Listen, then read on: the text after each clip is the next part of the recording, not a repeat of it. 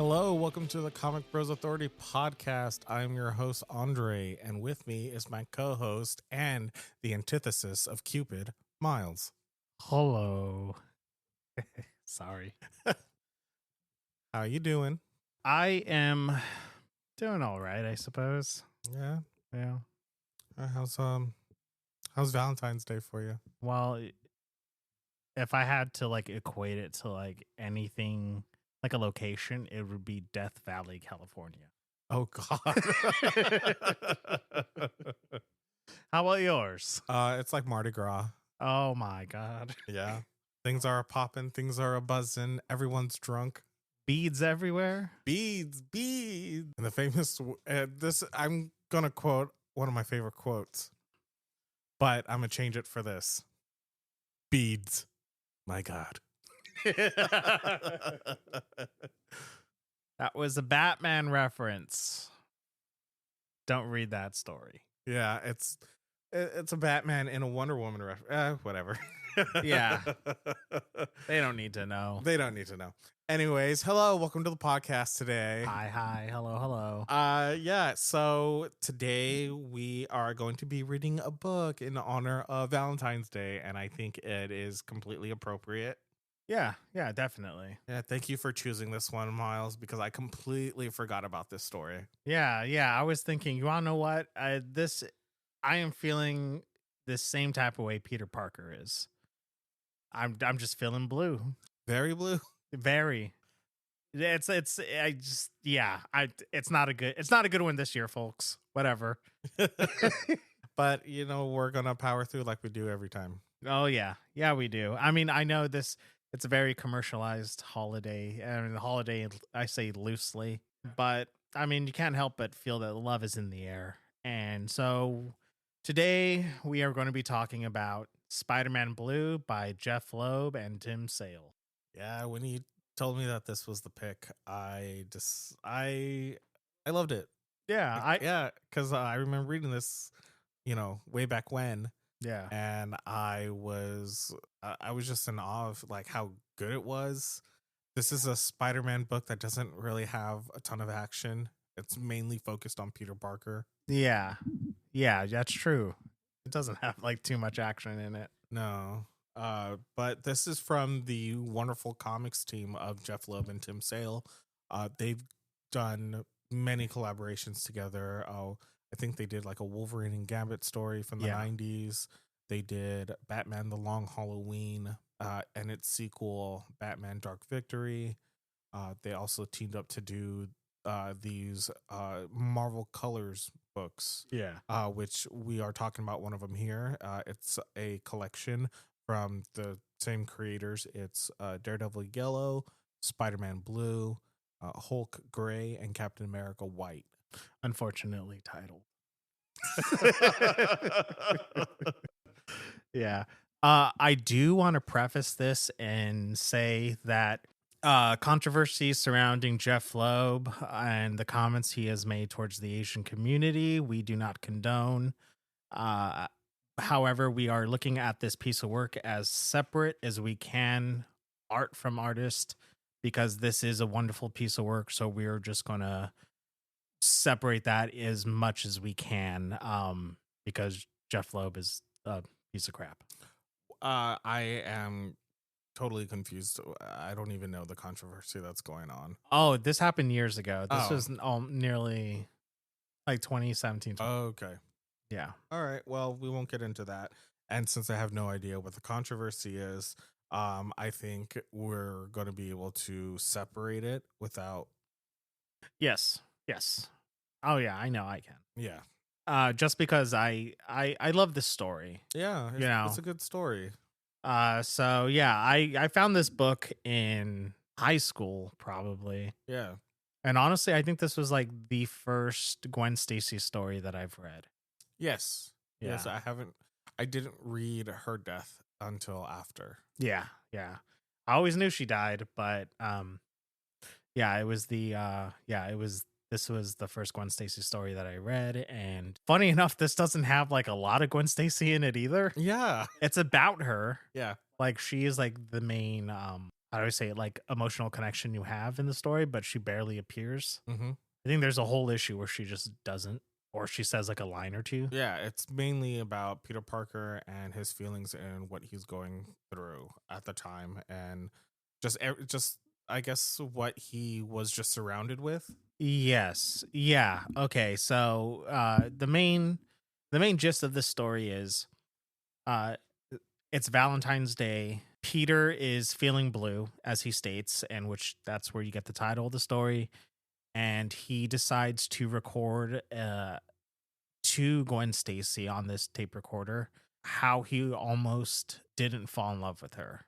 And not in a way of so much like in a negative way, but just how his life as Spider-Man just always got in the way. And so you get kind of like this whole thing. I don't even know what issues of Amazing Spider-Man this took place during. But it's very endearing, and it's like a love letter to like John Romita, Steve Ditko, and Stan Lee. Yeah, and you can see that in the artwork as well. Yes, yes. I wanted to point that out. It kind of reminds me of like Batman the Animated Series, where you're just kind of like stuck in this weird time zone where you don't know if it's like the 1930s or Yeah. yeah, there's like all that Art Deco and stuff. Like this like looks like the 1960s. Yes, it does. Like even some of the language that they use in here, like some of the lingo is very I think some of that was lifted from Stan Lee's original scripts. Oh, Because okay. I know it takes place. Let's see. Steve Ditko got off of Spider-Man in issue 32, Maybe. sometime around there. Right. And then, but from that moment, that's when Peter graduated from high school, and then John Romita Sr. came on to do art duties on the book, with Stanley still scripting. Yeah. Stanley would script it till about issue 100 or so. John Romita Sr., he did a forward in this, and he talks about how, well, in my copy of it, there's an introduction. He talks about how this takes place in between the panels. Oh, So okay. I'm going to say this is probably around issue 50 or so. Well, 50 was the Yeah. monumental Spider-Man No More, right? I Yeah. think so. I have to look. It's my knowledge of early Spider-Man is very. It's been a long time since I read it, and I mostly read the Steve Ditko stuff back when Peter Parker wasn't the humble, like nerdy guy that we Yeah. all know and love. He was just kind of a jerk. Yeah, he really was. Yeah, early Peter Parker's a fucking jerk. That's because Steve Ditko was an objectivist. So there was a lot of that going on in the there's a lot of that going on in his Peter Parker. As opposed to when John Romita Sr. came on, and then it just turned into a fully fledged romance book, like adjacent, honestly. That's why in our last episode, I was like, Spider-Man's basically a romance book. Yeah. Because it is. I mean, he's always jumping from girl to girl. Yeah, there's really. Betty Brant, MJ, Gwen Stacy, Black Cat. Black Cat. Who's the one he went to New York State with? Deborah? Is that the one who went No. crazy? Who had a mental breakdown and he just left for Black Cat? Oh, I don't know. Oh, God. Oh, yeah. See, Yeah. Peter Parker's a dick, dude. He's not perfect. Yes, but I mean, like, how do I say it? Based on the writer, most people like to forget that. But again, based on the writer, you're just going to get kind of like the everyman, lovable Peter Parker, who's a good dude. And I think this story is that. So, I mean, what are your general thoughts on this book? Well, I remember picking it up back in high school because, our story is basically the same. It is. And it caught me by surprise because at the time I wasn't a advanced reader. Because this book was published back in like 2002. Yeah. So at the time, let's see, it was probably about like 5 or 6 years later that I read it, and I remember just like expecting like, oh, cool, I really loved Batman Long Halloween. Mm-hmm. I'm gonna read this, it's gonna be great, and then it just tore me to shreds emotionally. Yeah, it did.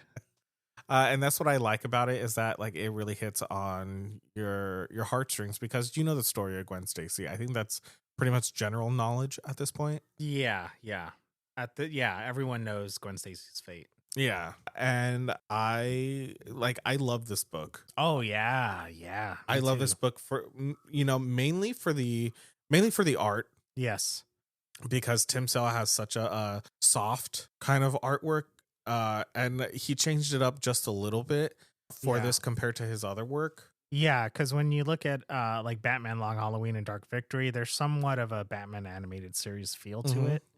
But he does it with his own kind of flair. Yeah, definitely. And how do I say this? Yeah, there's just something like classic about his art style that I think like fits in both like that with Batman and then this with Spider-Man. Yeah, I think that would have to go to just it. Well, who was the colorist on this? Oh, I don't have that. I'm reading off of Marvel Unlimited. So I don't think I even get that. It just says, the two of them. Okay, I think this was probably Dave Stewart. Oh, really? Because, on here there's 3 colors in the collection that I have. It's Matt Hollingsworth, Steve Buscelato, and Dave Stewart. Oh, okay. And these look like Dave Stewart colors, but I could usually are, yeah. But yeah, anyways, going back to this. Yeah, for me, the big pull is Tim Sale's artwork. And I noticed throughout this book, there's a lot of pinups. Yes. Splash pages, one-pagers. They just all look fucking fantastic. Yeah. Yeah, and with his little signature off in the corner, too. I love it. Like, I think, like, the big first one is, like, Spider-Man swinging through the city, going to... Where is it, Brooklyn Bridge? I think so, yeah. Yeah. And then, of course, this one of Green Goblin right here. Lovely. I know. Fucking great. Yeah, okay, so let's dive in. Right. So the book starts off with the captions showing Peter recording into tapes where he's talking to Gwen Stacy. This takes place in quote unquote modern times. Yeah. Because at the time Peter Parker was married to MJ. That's not the case anymore. Yeah, present day. Yeah. Oh yeah, that's right. One more day. Yeah, one more day happened. We'll talk about that later on. So Peter and MJ, or Peter is recording, talking to Gwen, telling the story of how he almost didn't fall in love with her. And then you basically flash back into those early days of Spider-Man, where Spider-Man's fighting the Green Goblin. And Spider-Man is tied up with Green Goblin. The Green Goblin is Norman Osborn. Yeah. And so I don't know if you guys are familiar with the old Spider-Man, what is it? Covers where Green Goblin is dragging Peter Parker. Oh yeah, that famous one. Where he's like he's on the glider and Peter Parker's tied up. That unmasked. Yeah, that's basically what this is. Yeah, it's that story. Yeah, so this just tells the story of how Norman Osborn lost his memory of who Spider-Man is, and Spider-Man is pretty much on edge about this. It gives him a lot of source of anxiety, because especially throughout this story he gets closer to Harry, and then he's so like there's this underlying anxiety that what if Norman gets his memories back, but then you have the narration which is kind of like the framework of this book is of course that, but also the kind of like his mantra of saying with the good comes bad, because for every good thing there's a bad thing, for every bad thing there's a good thing. And whenever it comes to a good thing, the good thing always follows the bad. Yeah, and that's something that's like repeated throughout each issue of this book. And I mean, like, it's pretty standard Spider-Man, because you get a lot of like him needing money, him kind of fighting for a paycheck with J. Jonah Jameson. And J. Jonah Jameson was like, all right, Spider-Man killed the Goblin. And it's like, no, that's not what happened. And he wants an advance on the check and everything like that. And Robbie is like so sweet to him. Yeah. Robbie is probably the greatest guy in these Spider-Man books. Except for Ultimate. He's a sellout. So Jonah and the new Ultimate Universe. I'm sorry. I'm still I'm almost done with Ultimate X-Men. from way back from the old Ultimate Universe. So yeah, sorry. You kind of like have all these like old tropes of Spider-Man, what we know from him. If you're very familiar with, especially those the old Sam Raimi movies, if that's your only exposure, it's exactly that. It's Yeah, exactly Peter wants a check, Jonah's not going to give it to him. Peter wants an advance on his check, Jonah's still not going to give it to him. Peter's constantly jumping at the chance to take pictures of Spider-Man. Obviously, it's him. Uh, Also, have you noticed this? That every issue is a different villain, almost like Long Halloween.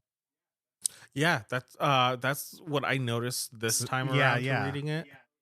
So y- this is a collection of the story. It's about 6 issues long, and each one features one separate villain. Just like Batman Long Halloween, 12 which is issues. tw- Oh, it's 12 or 13, yeah. 13. 13, where each issue focuses on a different villain of Yeah, Batman. that framework is based off of every month Batman's piecing together a clue to find out who this certain serial killer is. Yeah, and this takes place during a time where he already has an established Spider-Man has an established rogues Yeah, gallery. yeah. Yeah, so we get the first Yes. issue is Green Goblin, but with Peter, like his anxiety and him getting closer to Harry, you figure out like they're not like if you're familiar with the movies and everything like that, they're not old friends. Like Peter's sort of an outcast, and Hmm. then he like becomes friends with Harry because he was kind of going to do it like a shady thing, just take pictures of Norman Osborn in the hospital. Yeah, that's what I wanted to bring up. That was pretty crazy for him to agree to Jonah Yeah, for. and it wasn't until he bumped into Harry that he decided to change his mind, and Harry sees that as like, "Oh, you're checking in on me and my dad. Oh my god, maybe you're not such a bad guy after all, Pete." Yeah, and that's what Harry keeps repeating throughout this. Like Peter's an okay Yeah, guy. And yeah, they're not old friends. They met in yeah. So college. the only mainstay from his high school is Flash Thompson, who, of course, was his bully, and he's in this friends group where it's Gwen, Harry, and Flash. And so that's what Harry keeps repeating. And Flash is like, ah, no, like this guy sucks. Yeah, and I love Oh, me Flash. too. I really love Flash Yeah. Like Thompson. all right. So when I was collecting Spider Man a long, long time ago, remember when the LA Times had like portions of a comic come out like every Sunday? And then Yeah. I would start collecting it that way. So I think like the first few issues was that I collected was when Spider-Man was fighting that robot in science class. Um, and this is like the Steve Ditko era. After that, he's fighting Yeah. like the Enforcers and then the Mhm. Vulture. And I think that's where I Yeah. stopped. So, I have the first 5 volumes of Amazing Spider-Man in omnibus Yeah. format. So, in those early issues, things were separated into chapters. So there was chapter 1, That's chapter 2, chapter 3. probably, yeah, because I never really collected it. Like, I have the first omnibus, but I haven't cracked it open and read it. I have Oh. such a huge backlog I'll get through, and I know classic comics take me forever. So, Yeah. So, yeah, I got to reading it, and I think I'm on like issue 10. But yeah, like I said, they were separated by chapters. So I think what they did when they were putting it in the oh, okay. newspaper, they were just doing a chapter at a time. So 3 of those would equal one Yeah, issue. okay. That makes a lot of sense. Yeah, but I Yeah, do yeah. remember. So during that time, all I've known is Flash is just a dick. But Hmm. reading this story, I've like come like this is the story that made me love Flash. And you kind of get his whole character here because he sort of goes through an arc. No, he Yeah, does. yeah, he comes out a different person by the end of the book. Hmm. And yeah, I think yeah, it's like well-rounded like Peter Parker's troubles and his supporting cast too. Yeah. Yeah, and that's what I really like about Spider-Man is he has always had such a strong Oh hell yeah. supporting Oh cast. yeah. Yeah, I mean, just everyone we mentioned from Flash, Harry, MJ, Yeah. Gwen, uh, Felicia Betty Brant, Hardy, J. Jonah Jameson. Robbie Yeah, you Thompson, just Robbie Jr. J. Jonah Jr. No, yeah, Liz Liz Allen, Allen. yeah, Aunt May. Yeah, Aunt Yeah, May. so yeah, with this, that's where because the Harry keeps being like, ah, Pete's an all right guy. Yeah. And you know what, Peter, it was a dick thing for Peter to agree to take pictures of Norman Osborn in a Yeah, coma. But luckily he doesn't do that. yeah. He, like I said, he changes his mind, and when Harry kind of reinforces, like, Pete's a good guy. Flash, of course, is just like, nah, not Puny Parker, but Gwen sees something. Yeah, Gwen is kind of always in the corner, just like, oh, who's this handsome man? Because I think when, funny enough, when the art changed from Steve Ditko to John Romita Sr., I think Peter became handsome. Yes, He yes, became he really did. handsome because he was scrawny looking and nerdy looking with a weird Yeah. haircut that Ditko Mhm. gave him. But when John Romita Sr. and let me tell you, like this is not a knock to Steve Ditko because I love Steve Yeah, Ditko's work. John Romita Sr. can draw the hell out of people because he makes them look like Oh, models. okay. It's because he was doing advertising and romance comics. That's where Stanley pulled him from when back before Fantastic Four #1. It was Mhm. mostly westerns, it was mostly crime books, and then the Coast to Comic Authority came in, took that away, and so they pivot to romance comics, and that's where Mhm. John Romita Sr. came in. Is he was doing those romance comics and everything and advertising, and that's why a lot of his characters are like Gwen Stacy and Mary Jane are bombshells. That's why Yeah. Peter looks great, and even Spider-Man looks great too. Like, Spider-Man looks because you look at fantastic. the kind of like weird, awkward way Steve Ditko would draw Spider-Man is like very gangly, but then you get to John Romita Sr. and he's fucking ripped. He's buff. Yeah. Yeah. He's what you think of when you think like classic Spider-Man. Mhm. Definitely a good change. Yeah, yeah, and I think Ramita Senior really knocks it out the park. That's why he's pretty much the premier Spider-Man artist. When you think of classic Spider-Man, well, for me, classic Spider-Man is either like John Romita Sr. or Ross Yeah. Andrew, and yeah, and you could see that in Tim Sale's artwork too. He really channel. I feel like Tim Sale's really channeling both of Ditko and Ramita. Yeah, you can see definitely that's why he says webheads all. Yeah. Yeah, you can definitely see both of them kind of mixed together in this like awesome way because like it's not only just how the characters look like physically, but like what they're wearing too, their Y- wardrobe. yes, exactly. That's why that's why we mention how it feels like it takes place in the past because of, of the outfits that they're wearing. Uh-huh. It's turtlenecks and gowns. Everyone's wearing suits all the time. Yeah. Yeah, cuz that was the 60s. Are you a mod or are you a rocker? Yeah, I'm a mocker. That's a Beatles reference, everyone. A cool thing also I like about this is like Peter decides to go all bad boy with it and get a motorcycle. Yeah, that'll show him Pete. Yeah, I was like, yeah, oh my god, that's so cool. I didn't know he was. First of all, I didn't know he could drive. That is retconned way later when he tries to get a license and he doesn't know how to drive for shit. Mhm. So after reading that in like Amazing Spider-Man from like the 2000s, and then going back and reading this, I was like, oh, the fuck, Peter can drive? Oh yeah, we're going to refer to Spider-Man by Peter throughout this episode. I'm just letting you know we're on a first name basis with these guys. Yeah, just like we explained in the God Excellent. Loves episode. Yeah, we're on first name basis with these people. So I say Clark for Superman, Bruce for Batman, Pete Yeah. for Spidey. Wally for Flash, because fuck Barry. Yeah, Wally's my Flash. Yeah, Wally's mine. So when Pete gets that motorcycle, I absolutely love the second to last page when Gwen decides to get on the motorcycle with Pete. Oh yeah, look at that.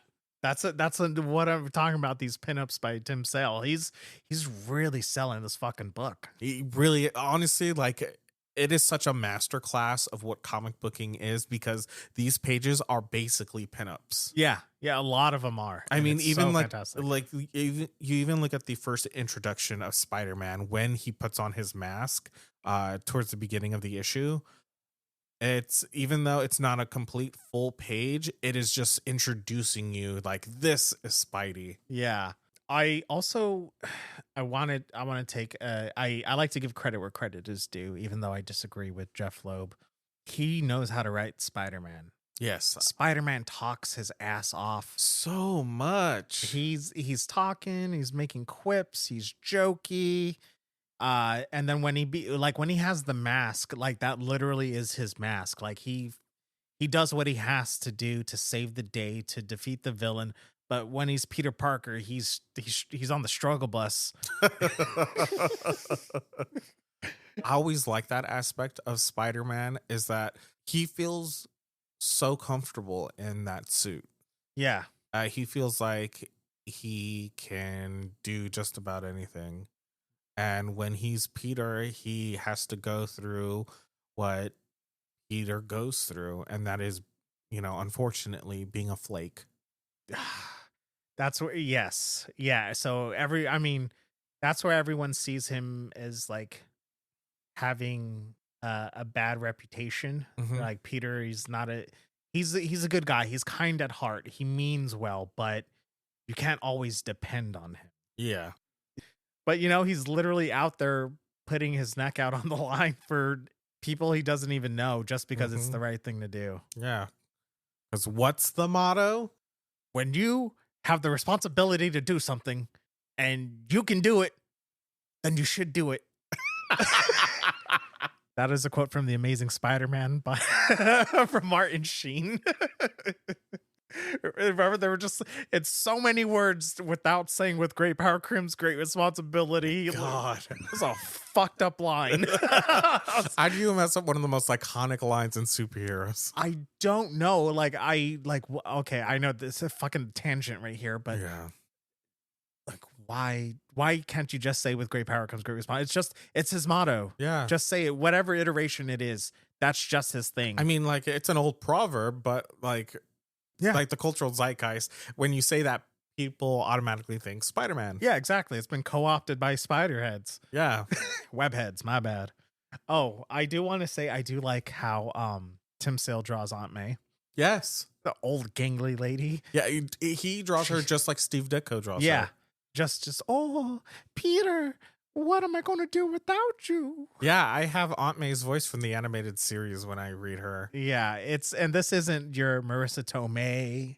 We're just so used to younger Aunt Mays now. So whenever I go back to this and I'm like, damn, she's sick all the time. She's like on death's door.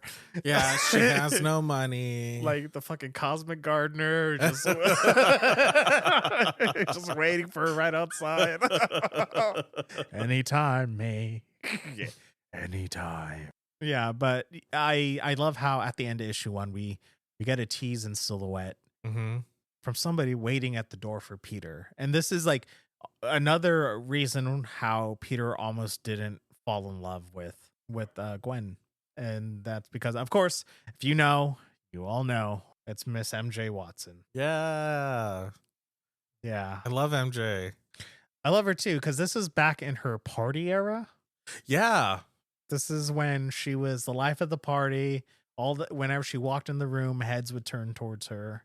This story moves at such a brisk pace. Yeah, really. I finished it in one sitting, and I didn't want to put it down because it was so good.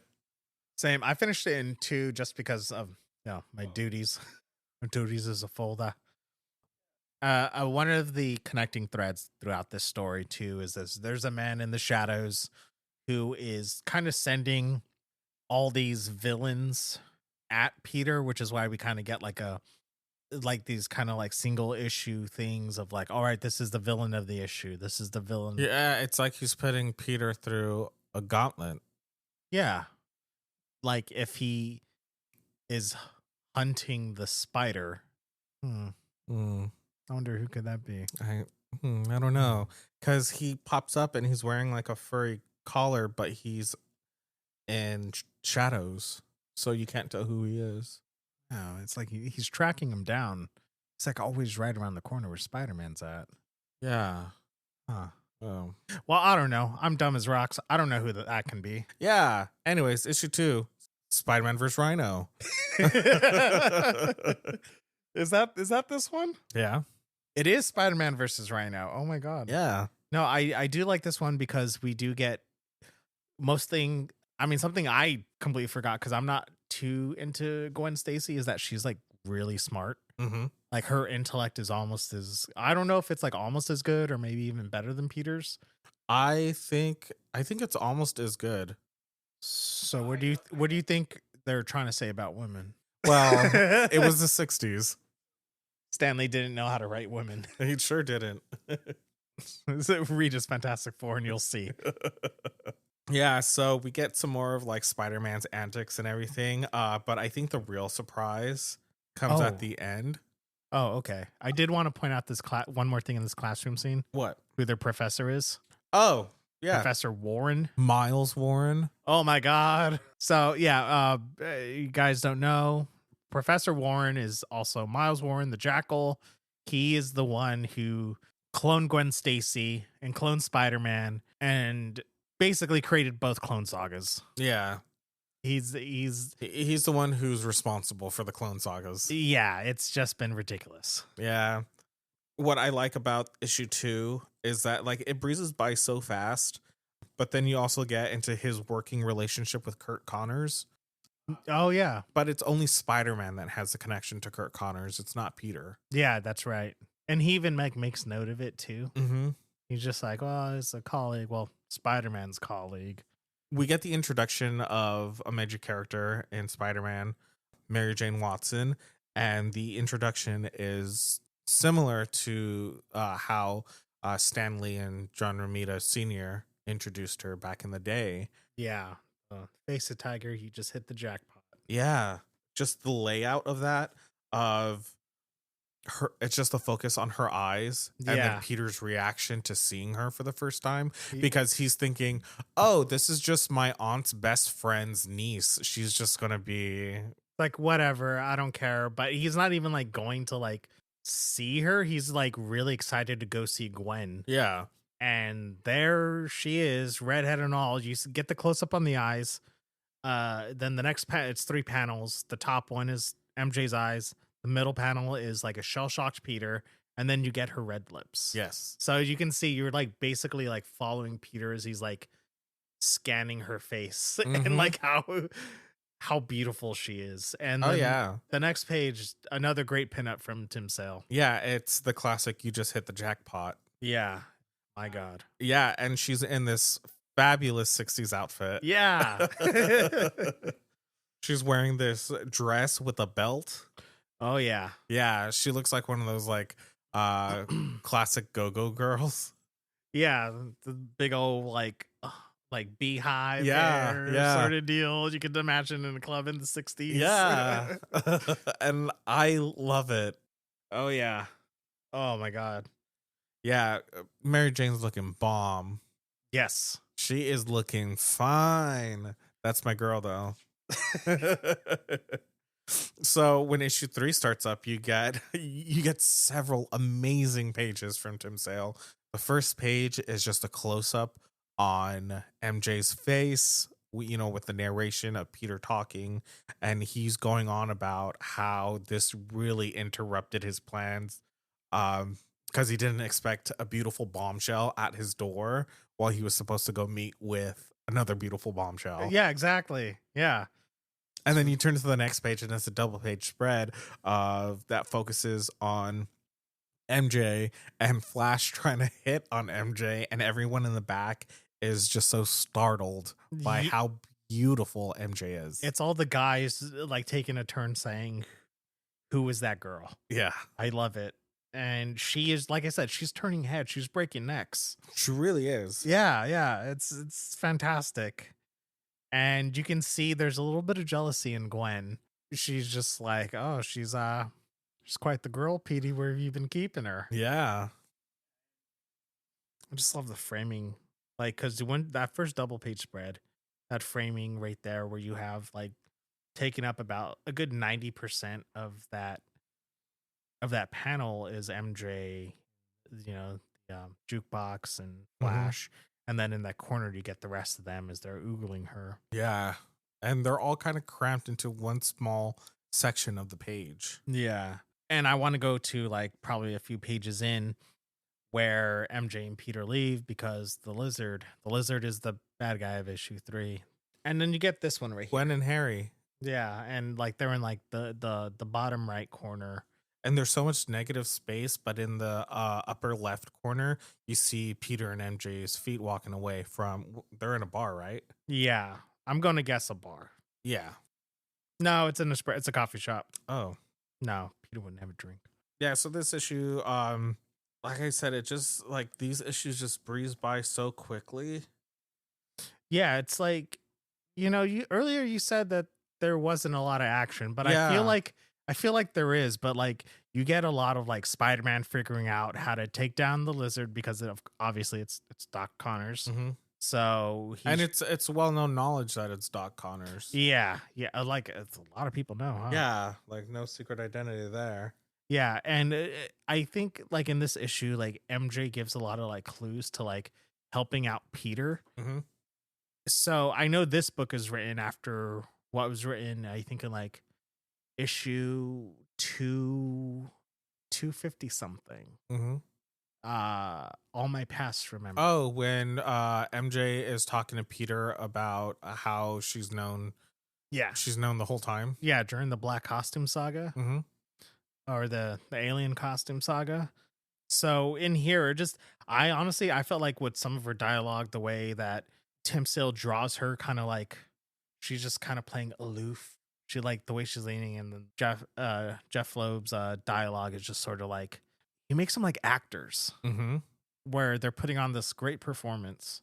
Do you think Jeph Loeb wrote in here like, all right, MJ does know Peter is Spider-Man? Because there's just some things writers take into continuity, some things that just Yeah. ignore. I want to say that there is a bit of that, but there could also not be, because later on MJ talks about how Peter's job is so dangerous, but again, that could also mean she just knows. Yeah, true. I like the way my personal headcanon goes is she knows. I agree because that issue I mentioned, All My Past Remembered, is one of my favorite issues of all time. Like one of my favorite single issues. Oh, really? Yeah. I thought I explained this to you. I can't even remember yesterday, Miles. Oh my God. No, yeah, it totally is. I remember reading Birth of Venom, the trade paperback in 10th grade, and I just remember that issue stuck out to me. Mm-hmm. And I was like, oh my, that's when I realized like, wow, Spider-Man is a soap opera. And I was like, oh, it's just because one, the title's very soap opera-y, Mm-hmm. but I was just like, oh man, this is all about character. It's all about drama more so than what we see in the Spider-Man movies where, you get your like 30-minute action scenes at the end. So yeah, my headcanon too would be she knows. She just go do your thing, Pete. Yeah, she distracts the cops while Peter says he's gonna take pictures of the Yeah. lizard. I mean, which he is, but Yeah. he's gonna do it as Spider-Man. And honestly, I love the kind of playful banter he has with what is her name? Kurt Connor's wife and her son. Oh, I don't know their names. The Connorses. Yeah. Billy. Yeah, Billy. Oh, poor Billy. And yeah, I just know her as Mrs. Connors. Yeah. How they're all kind of working in tandem without to make sure Billy doesn't know, and like just to keep the innocence there, like your dad's not a monster, which I think is like very sweet. Like they're just whispering to each other like, hey, the lizard's out there right now, but I'll make sure your husband is all right, and we'll find a way to fix this situation. Yeah. And then yeah, Spider-Man uses science to fix it. And I love how they're all having a family moment, and he's like, okay, I guess I'm gonna go. So there's a lot of momentum with Peter's life getting an apartment with Harry Osborn, Yeah. which is it's fun because then Peter is now really part of the gang. He's part of the gang, and Harry wants to date Yes. him, even though Mary Jane keeps calling Peter my guy. Yeah, in front of Gwen, like, oh, that's my guy. You're my guy, aren't you, honey? Not like, hey, my guy. Hey, Petey, my guy. So, yeah, issue 4. I think this is like the first time I really taken in like the backyard of Parker's house. Yeah. I don't know. Maybe I'm just. I don't know. I don't think we ever really see the backyard. I'm so used to like that little lot from the Spider-Man movie where they're like, where Mary Jane's dad is like yelling at her. Yeah. Not that that's funny, but just like the fact that they just have like tiny, like typical New York backyards. And I was just like, is this a Washington or something? So foresty. Yeah, it's pretty big. It's unkept. Oh yeah, it is. It is. Well, they don't have a man around the house. Sorry, Pete. Sorry, Pete.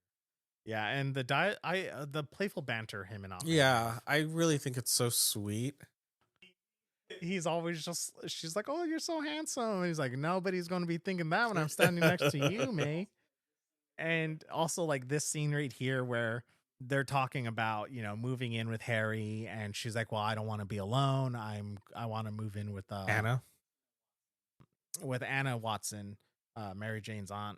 And he was just like, she was like, I'm so worried about you. He's like, I'm going to be worried about you. You guys are going to be playing loud music. Like, you guys are going to be partying all hours of the night. It's a very sweet relationship that these two have. Yeah, it isn't like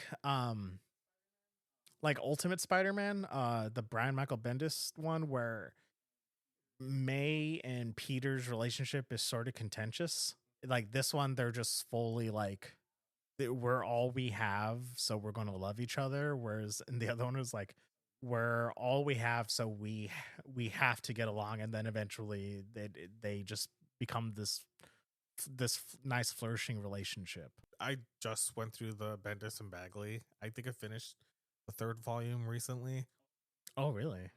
They argue a lot. They argue a lot, and it's very bad. Yeah. Because he's always taking off to go do superhero stuff, and then she finds out he's lying about that, then wants the truth, but then he can't even tell her, and she gets upset, and it's just, I mean, it feels real. It feels modern.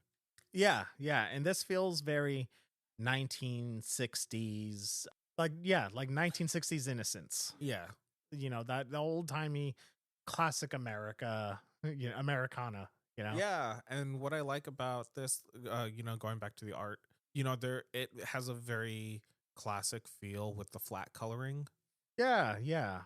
I think that is so important when you try to do a story that takes place back then. I think the only time it doesn't get too flashy. Yeah.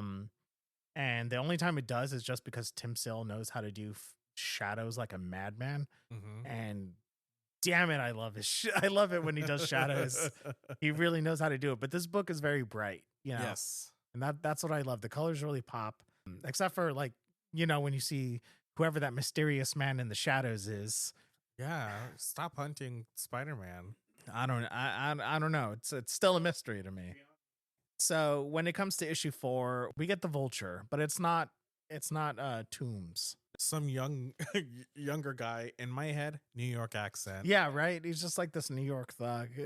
What's his name? Blackie Drago.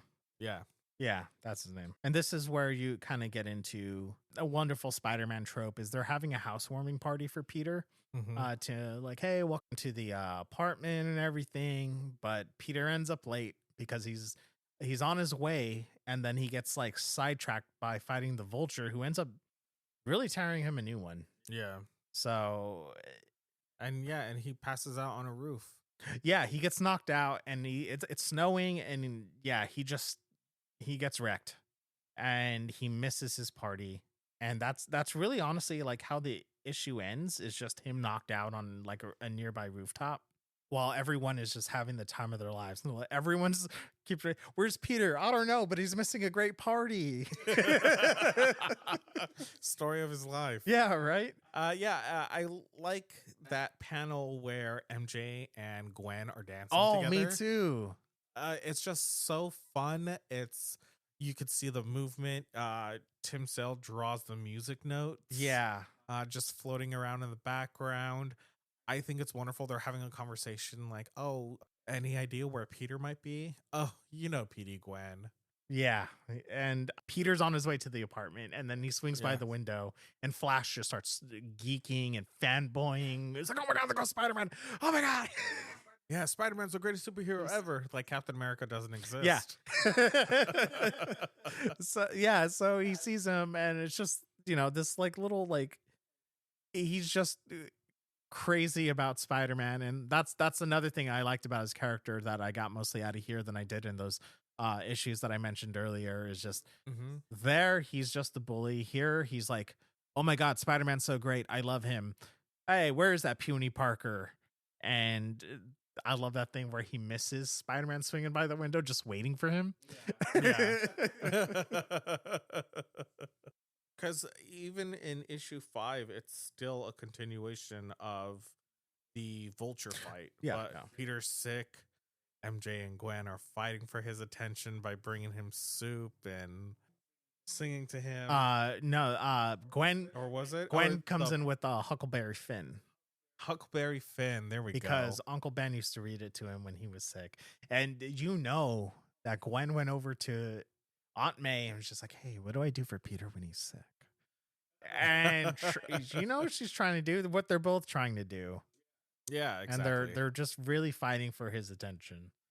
Yeah, even though MJ is dating Harry at this point. Yeah, and then she's still feeding him soup and saying, oh, is my man okay? Harry, that's your girl. Maybe not. Yeah, but they both, as Peter just nervously like backs out of that. He's just like, oh no, I'm sick. I need a rest. Then he kicks him out of the room, and they're just like, yeah, whatever, okay. You know what? I think it's this moment that MJ and Gwen, that's when they kind of start to form just a friendship. Yeah. Because when this is where that damn shadowy masked man, whoever he is, gives the Vulture suit or an antidote to Toombs and was just like, hey, dude, like that other Vulture is claiming he killed Spider-Man, but I know Spider-Man's still alive. So why don't you go fight over the role of Vulture? And it's right outside Peter's window. Conveniently. Yeah, conveniently. Peter just kind of wants them to like fight to the death. He's like, it'll just be easier for me. But Peter's sick, knowing that their actions could harm somebody, which totally does happen. Peter goes out and tries to stop both of them, which during the fight, a block knocks off, almost hitting Flash Thompson as he finds like this bag of money. Yeah. And Spider-Man ends up saving him. And I think another great homage pinup. Yeah. To the classic Amazing Fantasy 15 by Jack Kirby. Beautiful. I know. I just found out that was Jack Kirby that did the cover. Yeah. Damn, so good. I know.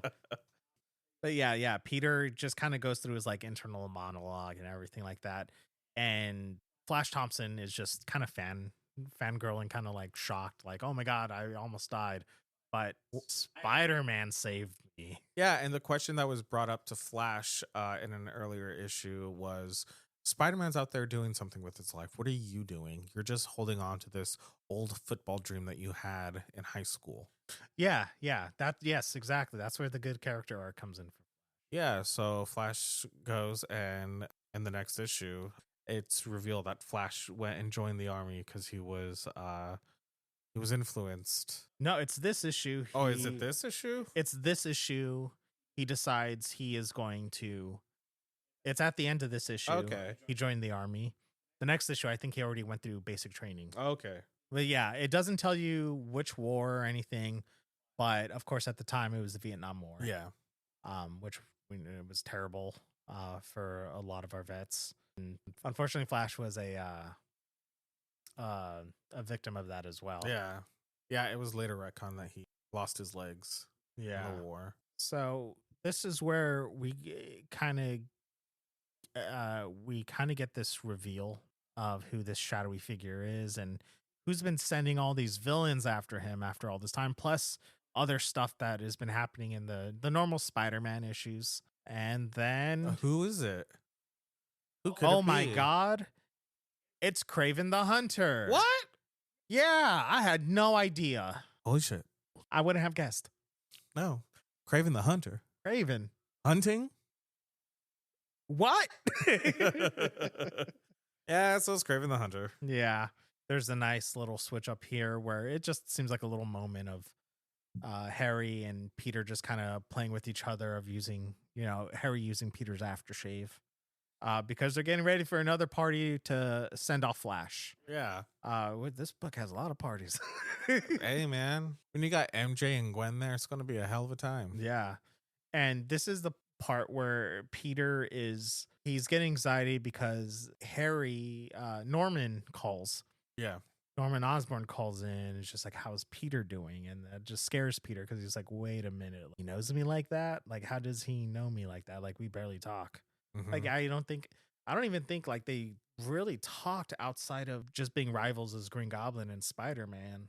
My knowledge, I don't have knowledge on that, but I do know that Norman, he suffered from amnesia during this time. He doesn't remember that he was a Green Goblin. During this party, Peter's nervous because he wants to go up to Gwen, and it's always missed chances, missed opportunities that he has trying to get closer, trying to get to know Gwen, but it isn't happening. And right when he's about to make his move at the party, that's when Kraven the Hunter finally jumps in and says, I know Spider-Man's here. And he goes after Harry because Harry is wearing Peter's aftershave. Mm-hmm. Then that's when you have like their final confrontation and then Spider-Man kind of pieces everything together. You could already guess, what happens between Kraven and Spider-Man. What happens? Spider-Man saves the day. Whoa! Yeah, who would have thunk it? Well, shit. No, yeah. So, yeah, I mean, Harry, saves, Spider-Man saves the day. Norman shows up. That's a crazy thing. I don't know how Norman knew where they were. Oh, because that is one of his apartments. Harry said it in a couple issues Were they on before. the top? I know that, but like where they were exactly, where I thought they were on another building, but are they on the top of the apartment building? When Norman shows up? Yeah, because it looks like a building that's still being constructed. Kraven takes Harry, and it must be the building next to it. I mean, you could always chalk it up to saying, like it's not total amnesia that he has, like maybe memories are surfacing. So, because when Norman shows up, that's when Kraven says, hey, I know you, and gets cut off by Spider-Man punching him in the face. And Norman is thankful to Spider-Man, saying, you saved my life, you saved my son's. How could I ever repay you? But then, like, he seems nervous and sweaty. Mm-hmm. And Spider-Man just bolts out of there. He's just like, I don't want to be around this shit. Yeah, no. If someone knew my secret identity, I'd want to just skedaddle. Yeah. Had you ever kept a big secret from somebody and you're just like sweating bullets? Yeah.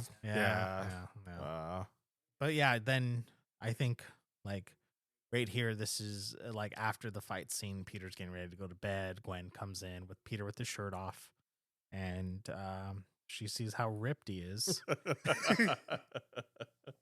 And that's when Peter says, that's when you had me, Gwen Stacy, all of me. Yeah, they embrace in a kiss, and basically this is supposed to be the start of their relationship together. Yeah. That ends in tragedy. Yeah, because we all know where it's going, and like there's even parts of it where Peter's talking. One of my favorite lines is like, seeing how fragile and loving Aunt May is, I never thought I would be burying you before I buried her. Mm-hmm. That part I read, I was like choked up a little bit. I was like, this whole story just makes you think about love and loss. Yeah, definitely. And, just how precious things are, and how you should, like, when you're in the moment, you should be in the moment and enjoy it. Yeah, because you get to the end, you find out Peter is he's in the attic. He's recorded multiple tapes. There's some parts of the narration you find out like, oh, I fell asleep while recording. This thing is taking so long, but how can you rush, a love story? Yeah. And that's when Mary Jane walks in. We're in present day now, so him and MJ are married. And Peter gets nervous because, I mean, what would you think if you found out like your partner was making like love tapes for their deceased partner? Like, I know some would view it as kind of messed up, Mm-hmm.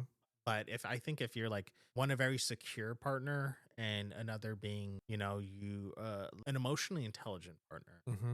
you just let that shit slide, you know? Well, yeah, agreed. Also because they were all in the same friend group. Yeah. MJ understood what Gwen meant to him. And this is what I was talking about earlier. In the 2-issue story arc, the night Gwen Stacy died, MJ goes over to Peter's apartment and Peter lashes out at MJ. Yeah. And he tells her to just leave when she just wants to console him because she just heard about Gwen. And Yeah, exactly. This is like right after. yeah, right after his fight with Green Goblin. So he lashes out at MJ, and then MJ, as she has the doorknob in her hand, she decides to close the door but stay in there and mourn with Peter. Yeah. I think all right, so I read the night Gwen Stacy died after this. Mm-hmm. So every time I go back to Spider-Man Blue, because I read Spider-Man Blue more than I read Night Gwen Stacy died. Mm-hmm. So every time I go back to this, and he brings that up, like the fact that Mary Jane is like when you died, Mary Jane changed. Mm-hmm. Like she went from carefree party girl, she's all about living life to the fullest, to slowing down, thinking about her future and what she wants. And like sadly it took Gwen's death to see that. And he mentions like she stayed there and mourned with me, which like it just always brings me back to that sequence. Who's the artist of that? Night Gwen Of Stacy died. I Yeah. believe it was Jerry Conway writing, and I believe it was Ross Andrew. Okay, because for me that is one of my favorite last pages. Like one of my favorite pages, like I think ever. Mm-hmm. When she's Because closing the door. yeah, because he lashes out at her and he's like, "Leave, just get out of here. What do you care, Mary Jane?" And then she's like, she says something very quietly and she's like, "Okay, I'll leave." But then you just see her like go to the door, open it, and this is all like quiet, like no words, no nothing. And then she closes the door, and then that's it. The book is over. Mm-hmm. And like that last panel is just her closing the door and looking at Peter. And I think like reading that, it was like, of course, comics move in your head. Yeah. You're the one connecting the panels Mm-hmm. when you're reading. We're filling it in. So for me, that was like on a technical level, it was great sequencing, and on an emotional level, it resonated like so much. Like I wanted to be in tears, and I think I was like 17, 18 reading that story. I've never had the death of a loved one, but that hit me. And then seeing like, wow, like that was written in 73. Seeing that, like when you kind of have like this stigma of old comics, like they're just kind of like fodder for children to read, selling bubblegum ads and shit. Mm-hmm. But this, when you read that, you're just like, holy hell, that is a punch in the gut. And yeah, so tying that end into the end of this book, and then have Mary Jane saying, "It's okay, honey. You finish up here." She's like, "But I want you to tell Gwen I said hi and that I miss her." Again, reading this, I was almost in tears again. Yeah, and that really just goes to show you just how much care came into this project. Yeah. From both Jeph Loeb and Tim Sale. Fucking hell of a team. Yeah. Hell of a team, especially these last pages right here. They really, really hits home on how emotional and how deep this story goes, and even Peter's narration throughout the entire thing. Yeah. It's just like when you get to the action isn't so bombastic, in your face, widescreen. Yeah. It's not like that. It's softer. Yeah, it's I mean, yes, yeah. it's action, but I would have to if I had to compare it to anything, and just stick with my analogy here. It's like the first few seasons of Game of Thrones, where we were all in it for the political intrigue, for the character drama, for these complex character relationships, and then we get like an episode or maybe like a scene in an episode of action, and that would just be icing on the cake. Yeah. But the cake is so moist and delicious, and you could eat a lot of it. But that was just like a thin, nice layer of sweetness that you got, and you're like, oh right, yeah, that was a great scene. You know, you have Blackwater in season 2, so I think when it comes to the action scenes in this book, it's just kind of like it's nice, it's added, it's very fluid. You could read it, but this story is really all about the characters and growing up. Yeah, here he explains. Peter explains what it's like to feel blue, and I like how it's the last line of dialogue. He says, I guess when I try to sum it up, how I feel sometimes around this time of year, I feel blue. Not like I've been dipped in a tidy bowl, man, but like in music and jazz, in feeling blue. And I long for a time when a girl I knew with an incredible smile and so much good in her heart made me think life can be the end. I love that, because that's the whole thing about Spider-Man that we see over and over again in different things as Spider-Man. His life is complete shit, but he still perseveres no matter what. And I think that was a great like sort of thesis in this book, is that even though you lose over and over again, you still go on, because with the bad there comes good. Because even though he lost Gwen, he's married with Mary Jane, somebody he truly loves. And I just think it's beautiful. This is definitely a tale for the ages. It's so sweet, it's so simple.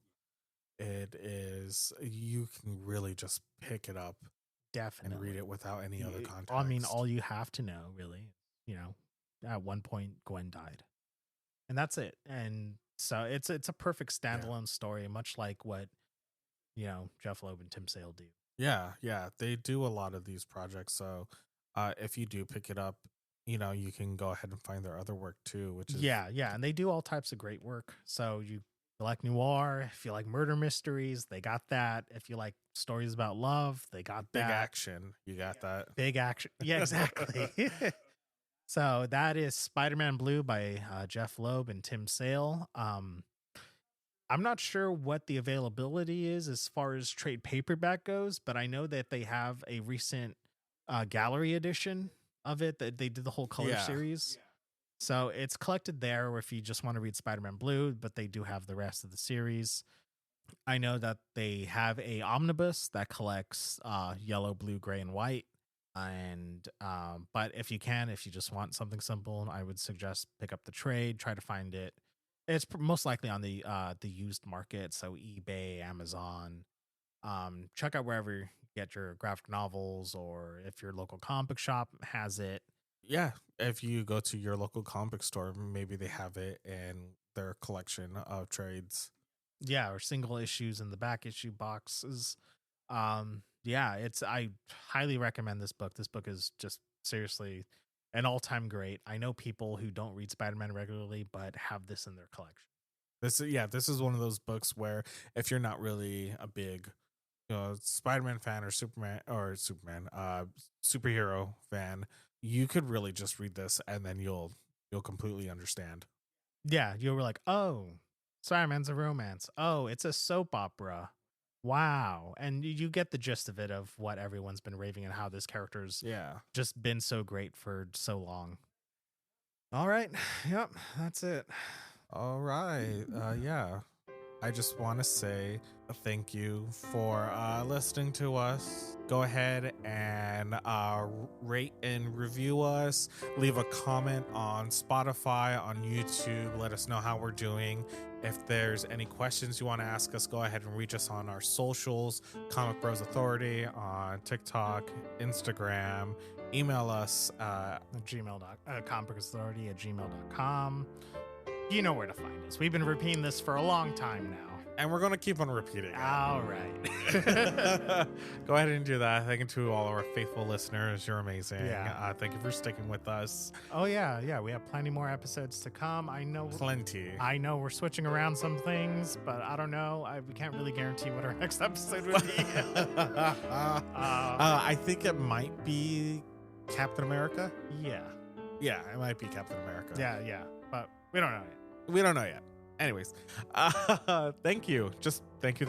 Yeah, and you could also, if you want to read the story, you could read it on Marvel Unlimited. I keep forgetting about the apps. Yes, Marvel Unlimited, or see if it's available on Hoopla. I haven't checked Hoopla. Or your local library. Use your library, damn it. Please use your library. All right, yes. All right, so thank you again. My name is Miles, signing off. Andre, signing off.